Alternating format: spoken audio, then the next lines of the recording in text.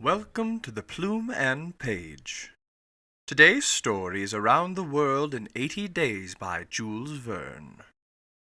Chapter 35, in which Phileas Fogg does not have to repeat his orders to Passepartout twice.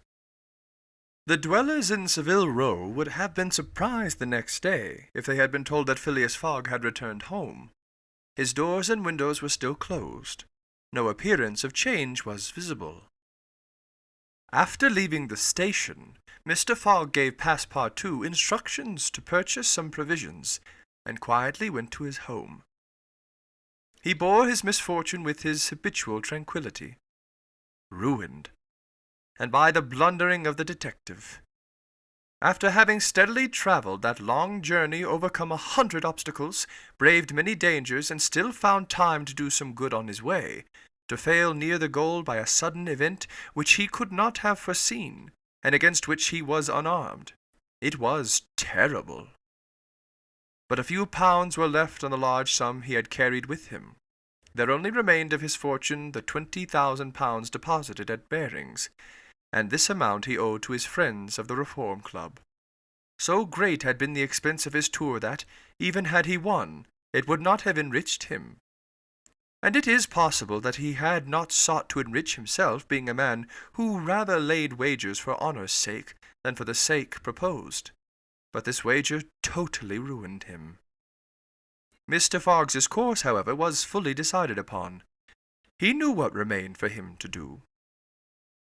A room in the house in Savile Row was set apart for Alda, who was overwhelmed with grief at her protector's misfortune. From the words which Mr. Fogg dropped, she saw that he was meditating some serious project. Knowing that Englishmen governed by a fixed idea sometimes resort to the desperate expedient of suicide, Passepartout kept a narrow watch upon his master, though he carefully concealed the appearance of so doing. First of all, the worthy fellow had gone up to his room, and had extinguished the gas-burner, which had been burning for 80 days.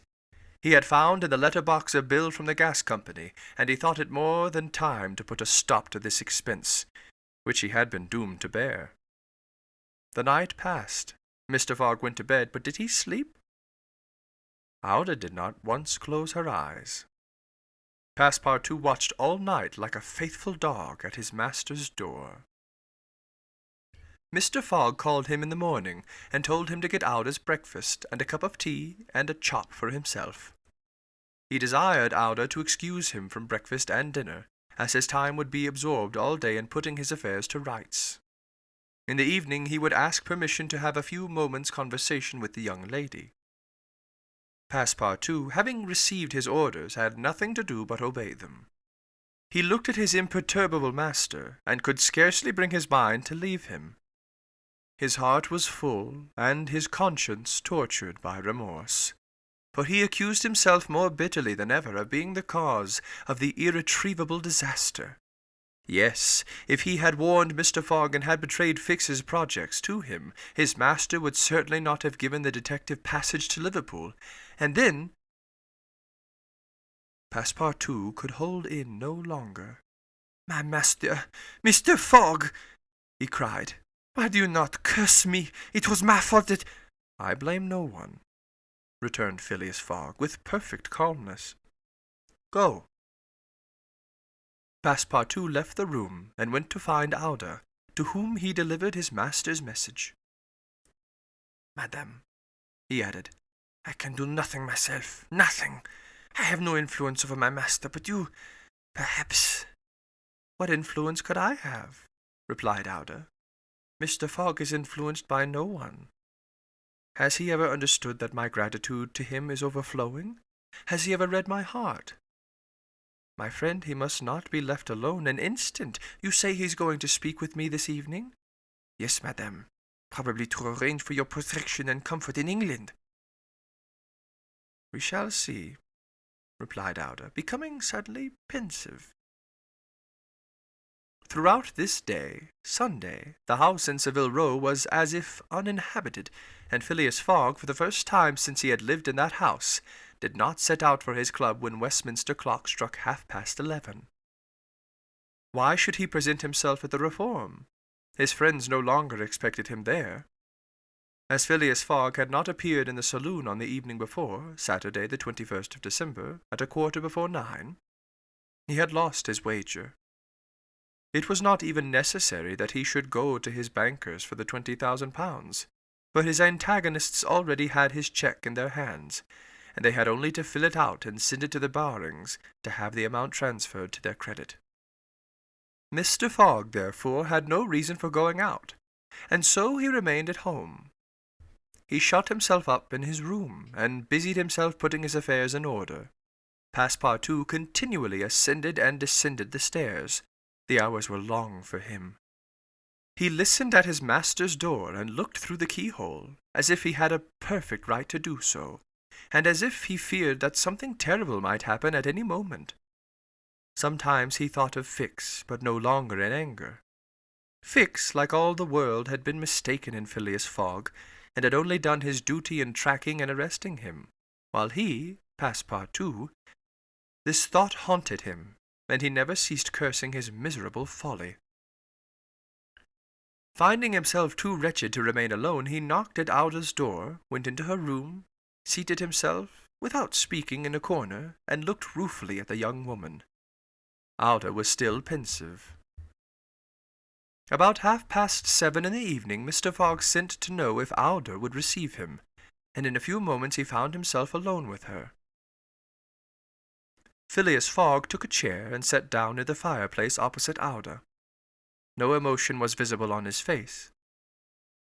Fogg returned was exactly the Fogg who had gone away. There was the same calm, the same impassibility. He sat several minutes without speaking, then, bending his eyes on Auda, "Madam," he said, "will you pardon me for bringing you to England?" Mr. Fogg," replied Auda, checking the pulsations of her heart. "Please let me finish," returned Mr. Fogg. "When I decided to bring you far away from the country which was so unsafe for you, I was rich, and counted on putting a portion of my fortune at your disposal. Then your existence would have been free and happy, but now I am ruined." "I know it, Mr. Fogg," replied Auda, "and I ask you in my turn, will you forgive me for having followed you, and, who knows, for having perhaps delayed you, and thus contributed to your ruin?"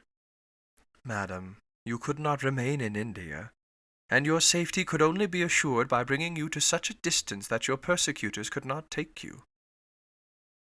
"So, Mr. Fogg," resumed Auda, "not content with rescuing me from a terrible death, you thought yourself bound to secure my comfort in a foreign land?"